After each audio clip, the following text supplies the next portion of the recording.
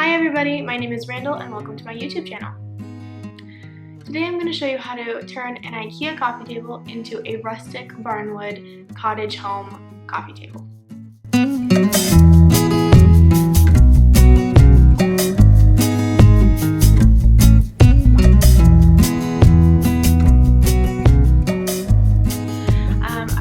This is mostly for people who are living in small spaces, apartments, and who are renting, people who don't have garages and who don't have a lot of tools, single people, girls like me who are in their early 20s, or college students, because I found myself in a situation where I wanted to do projects, but I had a very small space and everything needed a lot of tools, so I decided that I would give this a try, and I'm going to show you how you can do it too. Okay, so the things that you're going to need in order to do this hack is I used the Lac coffee table from Ikea. It's retailing for $44.99. I got it in white. I also got, you need the liquid nails, the heavy duty version. Make sure it's the one that, I use the one that you can do with bricks and like really tough materials. Next I got the Varathane wood stain in weathered gray. I got the deft wood finish in semi-gloss. And then, for other reasons, which I'll explain later, it also had the Rustoleum polyurethane gloss finish that you paint on. You're also going to need sandpaper. You're going to need 9 1x4 inch pieces of wood at 4 feet long. So the first thing that I did is I went to the Home Depot and I got my wood. I tried to look for pieces that were 4 feet, but they didn't have any. They only had ones that were 8 feet. But something to consider when you go in there is that that's more of an estimate. So you want to make sure when you're getting wood, if it's like an 8-foot board that you're going to cut. I had them cut it in half, but not all of them were exactly the same. So before I left, I made sure that every single piece of wood fit, and I had them cut off the pieces that were too long to make them more even. So you need 9 of those. So I obviously had one left over, so I just kind of looked at the pieces when I got home, which ones looked the most interesting, and I got rid of the one that had the least amount of, I don't know, texture and stuff like that. Next I got all of my other things, my brushes, my sandpaper, everything else.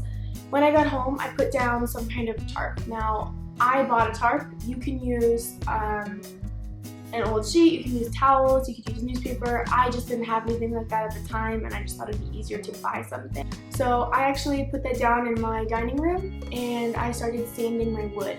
After I was done sanding it and kind of getting it to be where if you touched it you wouldn't get splinters, I did my wood stain. So I only did probably 2 coats of that at the most. It's the one that I got is very, very thick, and obviously from what I was doing, I didn't want stain to be so dark that you couldn't see the wood. I still wanted the wood to come through, and I really just wanted to give it a weathered finish. So I did use a gray colored stain, and after it had dried after a little while, I did take my sandpaper again and kind of go over some spots that I wanted to kind of have the wood come out a little bit more. You know, I really like the look of having the imperfections in the wood and, you know, the spots that are darker where the sap got in, because I just think that that's what makes the wood interesting. So that one you do have to let sit for a while and dry. I waited until the following day, and after that I sprayed on the semi-gloss spray. And when I bought that, I had initially thought that it was going to be enough to where it would seal the wood, but it wouldn't make the wood shiny, because I didn't want it to look shiny. I wanted it to look like it was, you know, farm, country, barn wood. But the problem was that it was so light that I kept putting more and more coats on, and I had used the entire can and it still didn't feel finished to me, and I didn't like that. So I ended up buying the Rustoleum polyurethane gloss, and that comes in a can just like the stain does, and you use a brush to apply that.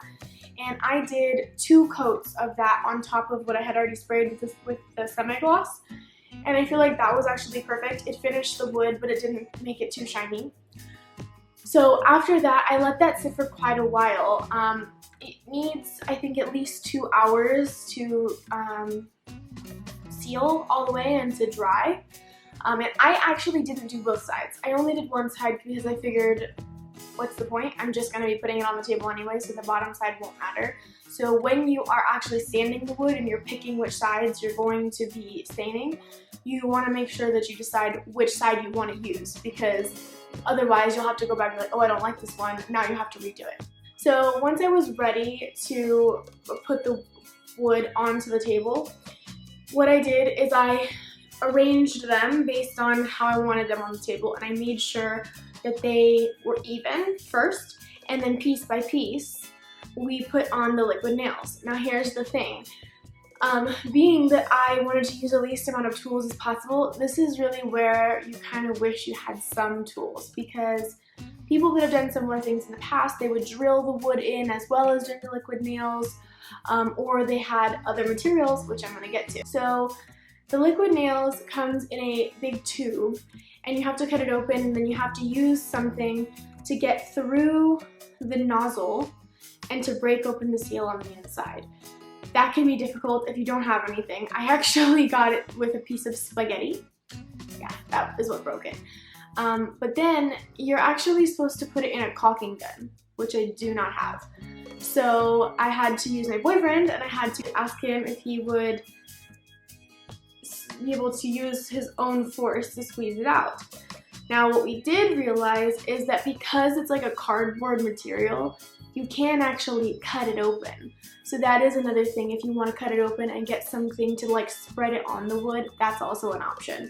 So for the least amount of tools possible, if you don't have a caulking gun and you don't want to buy one, you can try and squeeze it out yourself, or you can cut it open. So we applied it to the wood, and we started setting them on together. And the thing is though is, again, least amount of tools. So we don't have any C-clamps. C-clamps are something that you apply to the wood that kind of look like this, and they each have pieces, and you slowly tighten it and tighten it and tighten it, and then it pushes the wood to the surface or whatever materials you're putting together. And then after, 12 hours or whatever you decide to leave it on for, you take it off and it's perfectly sealed to what you're adhering it to, and there's no issues. We didn't do that. So we actually would like sit on it, we would press the wood down until we felt like it was good, and that was all fine until we got to a couple of pieces which were warped. So these pieces were a little bit more difficult to stick on because they weren't completely flat. So like they would start coming up in the middle, and it was like the glue had already kind of dried. So by that point we had to take off the entire piece of wood, redo it. So what we ended up doing is we left it on there. Following day, find out that some of the pieces are not staying on. We cut the tube open and we put all the rest of the glue as we could on there, and we pressed them down as much as we could. Now they're all on there fine. But I will say some of them still are a little bit kind of funky, which I don't mind because I think it gives it more personality.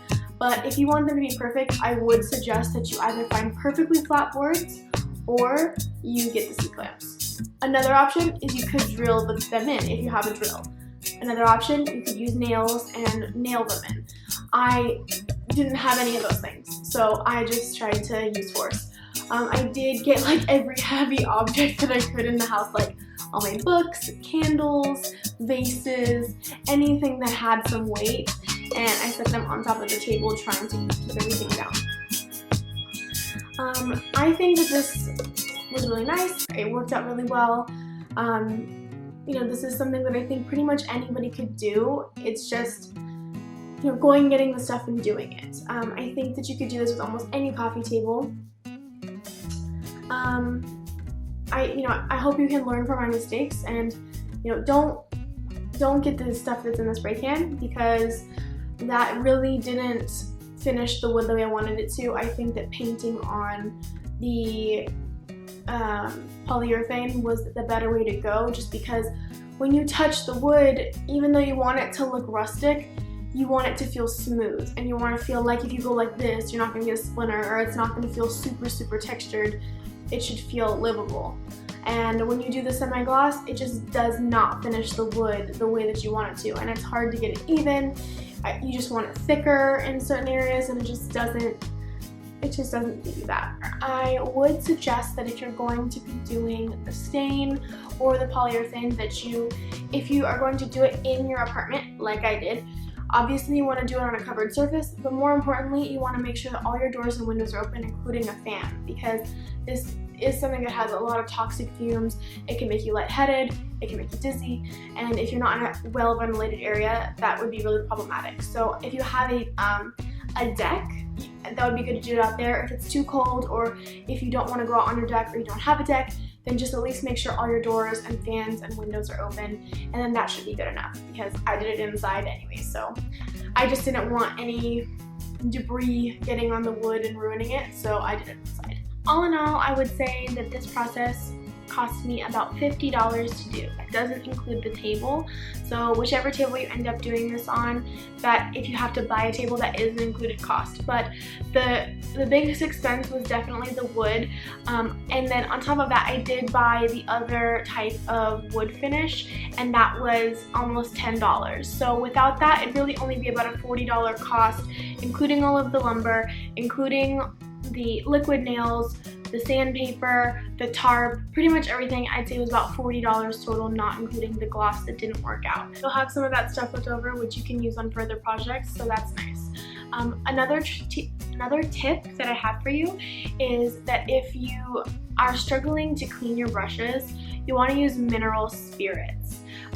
You can get that stuff at like Hobby Lobby, you can get that at Home Depot, anywhere, and basically almost any type of paint, stain, gloss, whatever, you put that in there and then it will get it off the brush. It's pretty amazing.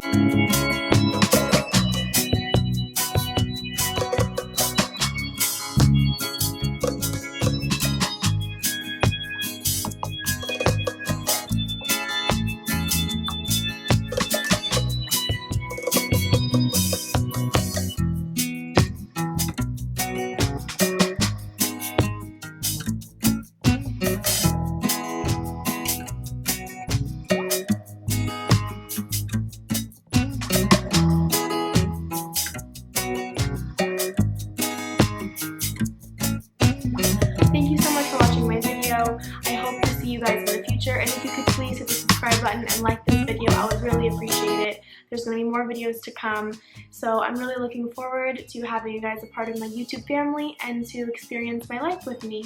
Thank you guys so much, and I hope to see you soon. Bye!